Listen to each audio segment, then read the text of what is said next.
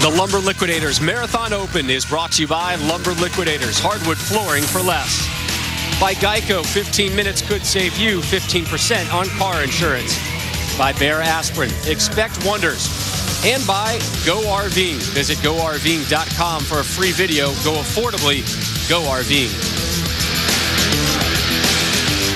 And we welcome you back to AMF Country Club Lanes here in Baltimore, Maryland. The 4th consecutive season that the PBA has been at this venue. The 27th PBA stop here in the great bowling city of Baltimore. We're about midway through match number 1 between last year's Player of the Year, Wes Malott, and Brad Angelo.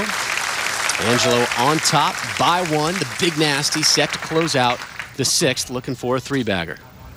Yeah, and the reason why he's trailing is he flagged a 10-pin in the 3rd. Otherwise, he'd be leading by 11.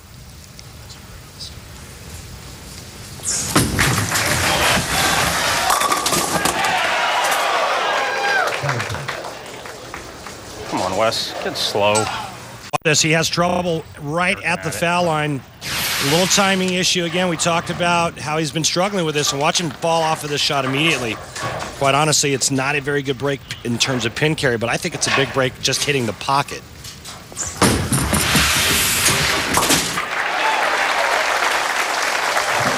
Wes takes care of that single pin spare conversion. Time now for the winning touch, brought to you by Touch of Gray. Gets rid of some gray, never all. And this week's winning touch takes us back to last season's Marathon Open, which was won by today's 5-seed Wes Malott. Helped Wes earn Player of the Year honors. He won 3 titles last season while making a tour best 9 TV finals. So Wes, your reigning champion here at the Marathon Open. Here he is to open up the 7th off of a spare in the 6th. You like that one, and for good reason. Isn't it amazing? You're talking about a feel sport where he can feel it right off his hand immediately. As soon as it leaves those fingertips, he knows it's perfect. Angelo steps up now, the lead at 2. Wes, 5 strikes, just 3 for Brad. I swear that's the only reason why you re-rack. I know, I like just the so you song. can get the music. I like the song. The re-rack and the Gotta pat your foot. It makes me think of like Pink Panther or... house turns into a jazz club. All right. Ready? I started feeling a little melancholy. Did you? Yeah. When that music came on. Maybe some beat poetry will go down here in a moment. I like it.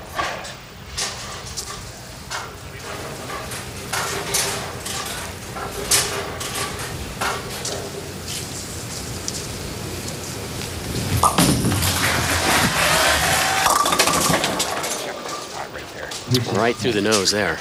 Yeah, and you heard him talk about how he has to get it through that spot, and you can see that time his bowling ball checked way too early and never pushed down the lane. The good news is he's working on a strike so he doesn't lose count. The bad news, he's got to shoot the 3-6-10, not a give me.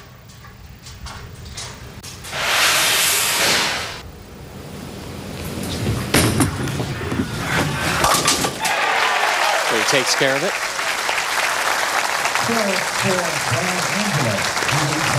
Head on over to PBA.com right now and submit your More of What Matters to You fan question of the day. It's brought to you by the good folks over at One A Day, and you can direct your question to either Chris Barnes or the booth, which is always dangerous. You and I getting a question. Yeah. Perhaps. Understatement. All right. Go on over to PBA.com. Click on the One A Day logo to submit your question. We begin the 8th. Angelo. Up 2 and leaves the 10. Now the lead just 1 if he converts the 10-pin. But, you know, you take a look at the 5 players that are on today's telecast, and it goes just great with the theme, I believe. Brad Angelo and Wes Malott, obviously both players proving that they can play on just about any oil pattern. Chris Barnes, obviously, arguably one of the best, if not the best player out here. Pete Weber, well, you don't win 34 times without being versatile. The interesting note, Mike Scroggins, not known for versatility, admitted that he didn't play well in the shark oil pattern earlier in the week, but yet somehow found a way You gonna dance? Where's my music? to do what he does best and play the outside You part gotta of the dance. lane. Let's see it. Big Nasty. So Wes asks Big Nasty for a showing re-rack. his moves. Yeah, this is a little more club atmosphere than the Jazz. Ain't got no You guys are moves. loose, man. You got that right. So what happens last You can tell it's the end of the season. end of the season, last stop on the tour. So Malott down 1. Here's his effort in the 8th off of a strike.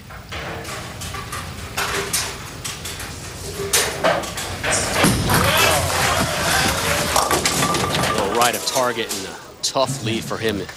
Again, we showed you those averages earlier in the show of the 5 finalists. West, by far, the lowest average on this Dick Weber oil pattern, averaging a 198.71. And not only was it the worst of the 5 finalists, it was the worst of the 7 oil patterns that he had to bowl on this week. We asked him, all right, well, what kind of adjustments do you need to make? The word he used, pray. Good day for it. Mm-hmm. Oh, no. Uh-oh. His second air ball. Again, it's the timing thing with Wes Malott. You see the first shot, or excuse me, the shot prior when he flushed it, and as soon as he let go of this shot here, he knows it's bad. The same thing with the first shot when he left the 210. He knew it was bad immediately out of his hand. Now the only chance, in my opinion, he has of winning this match is by striking out. That would give him 212.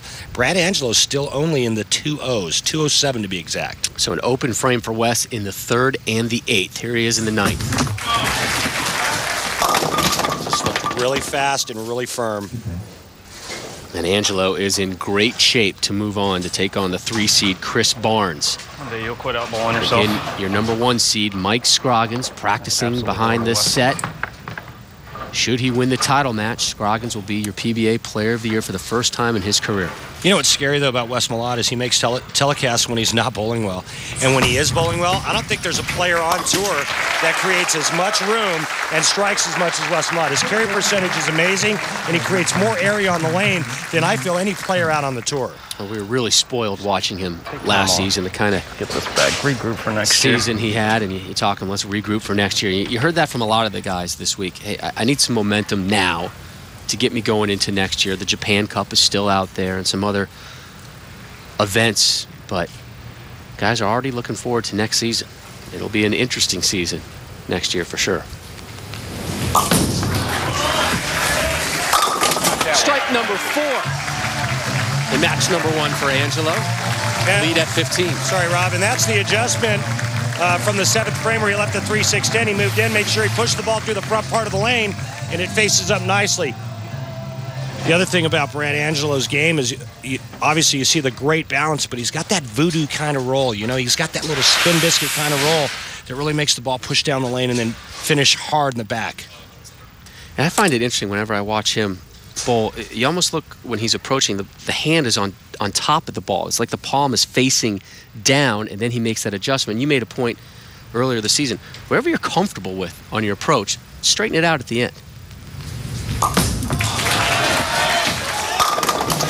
Are you kidding me? Leaves the 8.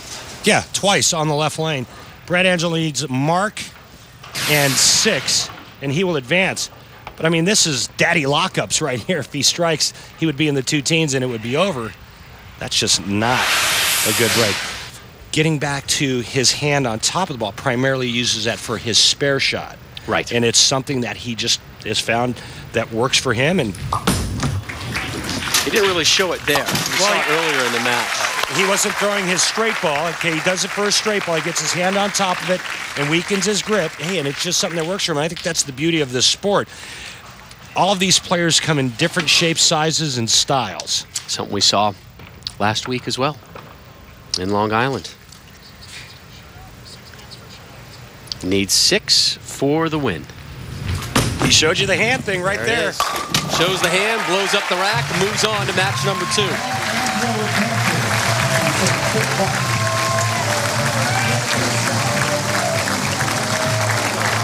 So Malott will close out in the 10th, his final frame of the season, the final frame as reigning Player of the Year. And what are your thoughts on the Big Nasty season?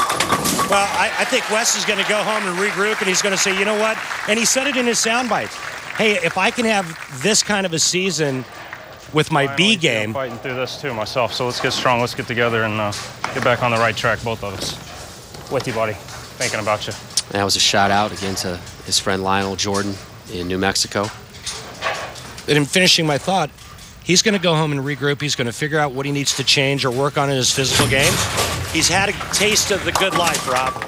He had a taste of it last season, and that was, you know, once you get to that level, boy, you're not satisfied with anything else.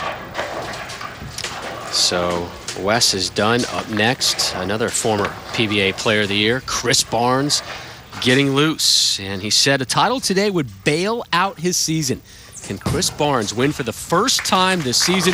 The 3 seed takes to the wood when we return. This is the PBA live on ESPN. Chris Barnes getting set to take on your 4 seed, Brad Angelo, the winner, to take on Pete Weber.